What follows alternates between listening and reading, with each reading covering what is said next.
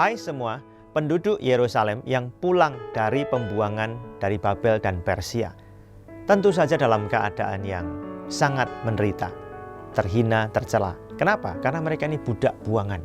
Dari Yerusalem diambil, dibuang ke Babel, ke Persia. Lalu karena belas kasihan Tuhan setelah masa penghukuman mereka selesai, Tuhan melakukan sebuah mujizat yang sebetulnya nggak pernah terjadi di kehidupan bangsa-bangsa yang lain. Tuhan mengirim mereka kembali ke Yerusalem untuk kembali membangun negerinya, kotanya. Mujizat yang besar ini mereka alami. Tetapi kita juga tahu perasaan mereka, bahwa mereka dalam keadaan yang sangat lemah, mereka tidak berdaya, mereka sangat membutuhkan Tuhan. Ketika mereka menerima kitab Tawarikh ini, mereka tahu bahwa semua yang terjadi dalam hidup mereka sesuai dengan apa yang tertulis dalam hukum Taurat. Di 1 Tawarikh pasal 10, mereka lihat seorang raja yang memberontak melawan Tuhan hancur karena Tuhan tidak menyertai dia.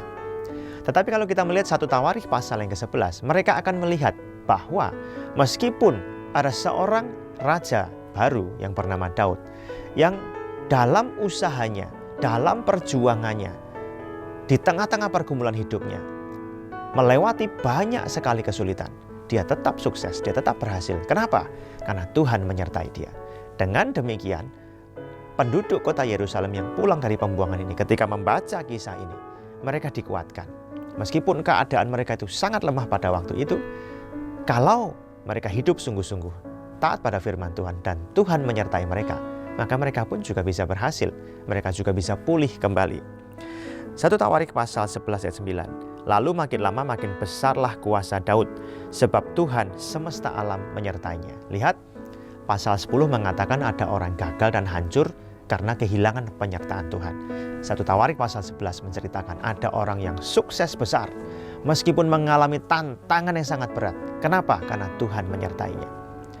Penduduk kota Yerusalem ini pasti ingat bahwa kerajaan Israel di masa Daud adalah kerajaan yang sangat kuat sekali. Nggak ada bangsa yang berani melawan dia. Kenapa? Karena Tuhan menyertai. Jadi mereka diingatkan, kalau engkau ingin kembali kuat, kembali pulih, penyertaan Tuhan itu yang nomor 1. Ketika Tuhan menyertai, bukan cuma Tuhan berdiam saja bersama-sama dengan mereka di sana. Tuhan yang memberkati mereka, Tuhan yang menolong mereka, Tuhan yang memulihkan mereka, Tuhan yang membangun mereka, Tuhan yang melindungi mereka. Saudara sekalian, di dalam kehidupan kita, mungkin posisi kita pernah seperti orang-orang Yahudi yang pulang dari pembuangan. Kita baru saja ditolong oleh Tuhan, baru saja selesai dipulihkan oleh Tuhan. Mungkin belum total, masih lemah, masih ada banyak pergumulan di depan yang harus kita perjuangkan karena kesalahan-kesalahan yang mungkin pernah kita perbuat di masa lalu. Tetapi firman Tuhan ini datang buat kita.